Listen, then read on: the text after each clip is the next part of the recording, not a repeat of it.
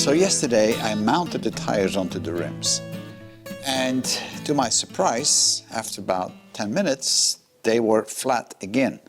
Now I know it's not the tires, it was actually the rims, although these are reconditioned rims as I was told. But reality is that these rims are coming in three parts. You have the middle part right here, the gold looking part that is, and then you have the aluminum rim around it, bolted down with all these little bolts. And the back aluminum part is the same thing. So if you remove all these bolts, the whole thing splits apart. The middle part, and then an outer and an inner part. And that has to be sealed up properly, otherwise you're losing air. And that was the problem. So I had to take them apart, all of them, and then reseal them. So that took me a little bit of time yesterday, and then it had to cure. So finally this morning, we got the tires back onto the rims. Now I had a couple of other issues meanwhile that I didn't expect it. And let me explain you what the issue is that I came across for the track on Sunday. So the track we're going to drive on Sunday is called Zolder. It's a very nice track. And when it was established, there were no houses around. The problem is that, of course, then people buy land around it and they start building houses, knowing very well that there is a racetrack. And then they start moaning and bitching and complaining about the noise. Now, I can understand it, but if you buy land where there is a racetrack, then you know this is going to happen. So it is not that the racetrack came after the houses came after the racetrack. So with all legal issues going on, the racetrack is now limited to 98 decibels of noise. So this is my standard exhaust, and that is for me a bit of an issue because I measured mine, and I'm going to show it to you in a few minutes. And I'm running about 100 decibels, so I'm going to be in trouble. But I did find a solution for it. So what I decided to do is to add a muffler to it. Now, I don't have a muffler available to me, and tomorrow it's Saturday, so there's no chance in the world I'm going to get one before Sunday. So I took an old muffler from a motorbike, and I actually took it apart, as you can see. I just grinded it off because this was a fairly long one. And then I recovered most of the parts that were inside, and also the dampening material. And I kind of re-welded it all together into a very small little muffler. So I welded it up at the inside, we welded it up here. It may not be all that pretty, but that's what we did. So now I will be able to put it on as an extension to the existing muffler. And to do so, all I need to do is to take off this piece of pipe, and then I can insert this muffler into it, if necessary, on the track. And now I have additional dampening. So let's check it out and see what this gives us. So I'm going to use an application on my Mac, which is called a dB meter. It may not be the most perfect one, and I'm not sure if it's 100% accurate, but it's all what I have. So I'm going to start it up without the muffler first, and then we run it with the muffler. And I'm going to rev it to about 4,000 RPMs.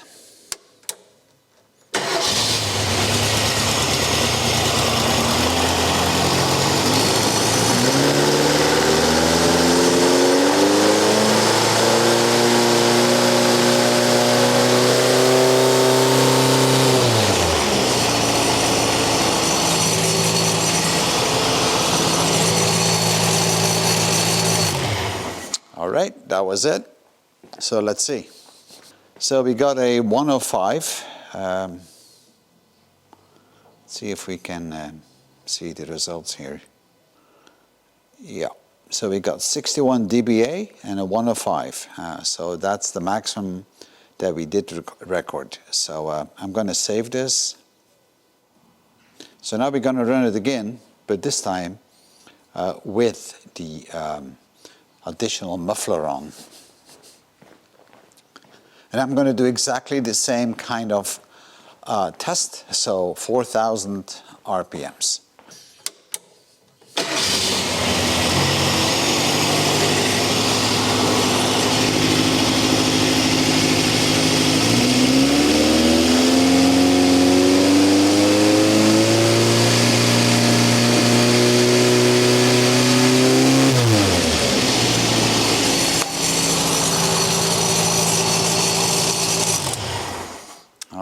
let's see.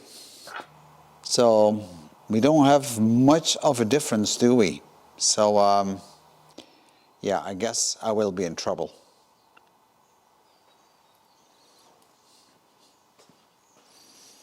So that additional muffler didn't make a lot of difference, probably about 2 to 3 decibels, which might just be enough. Now luckily I got a couple of friends of mine that have indicated to me where those microphones are that will record the noise, and we all have a transponder on the car, so they will know exactly which car makes the noise. But I'm going to take my chances. I'm just going to put my normal muffler on, and then we'll see. It's on the edge, and it's passed by as well, so I'm not going to go full throttle on those straight stretches because that's where you typically create most of the noise. So we'll see, and if I get the red flag, okay, so be it, and then I'll put the extra muffler up, and then we'll see again. And if I get the red flag again, well, then it's game over for today. That's just the way it is sometimes. Now, in the previous episode, we have cleaned out the carburetor. We did not rejet the carburetor. We used the same jets, but we cleaned them all up. What we haven't done is actually checking the air-fuel ratio.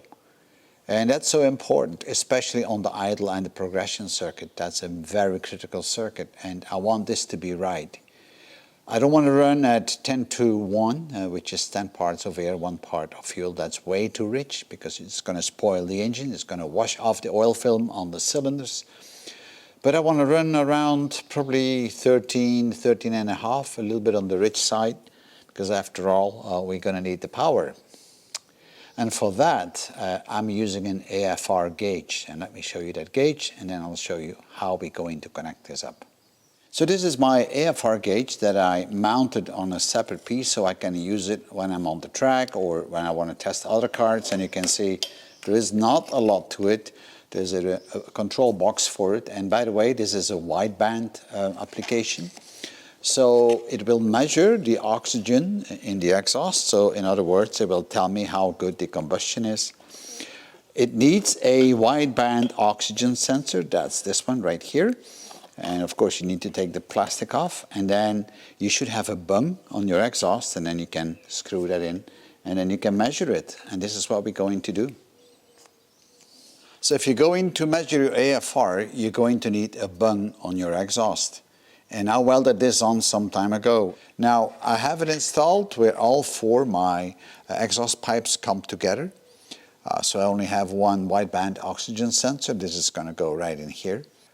If you're a rich guy, then you could actually weld up a bung on each of your 4 pipes coming from each of the cylinders and then have 4 AFR meters. That's also possible. But in my case, I only have 1 carburetor. It's a dual one, of course. And the intake manifold is shared, basically. So I think this is more than good enough. So let's see what we got.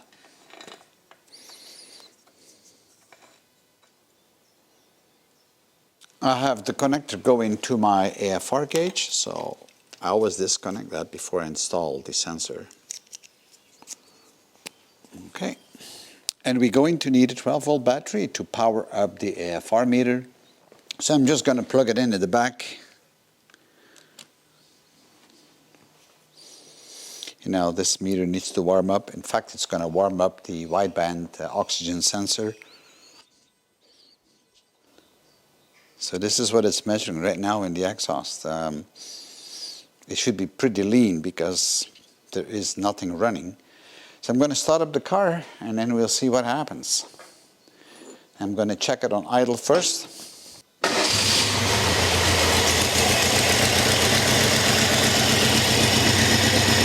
So I'm running a little bit lean here.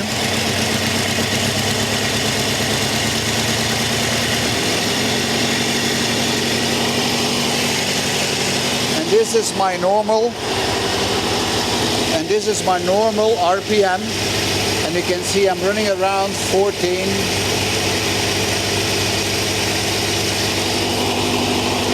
So I think this is a pretty good AFR for running on idle.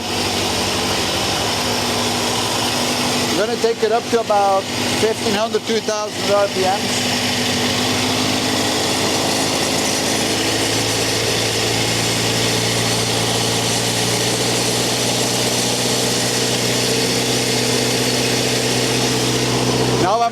2,000 RPMs, and you really want to make sure that you are running it a bit more rich, because now that circuitry is going to be needed for the acceleration as well and the progression.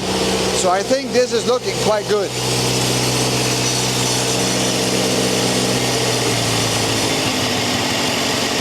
Now we're going back to idle.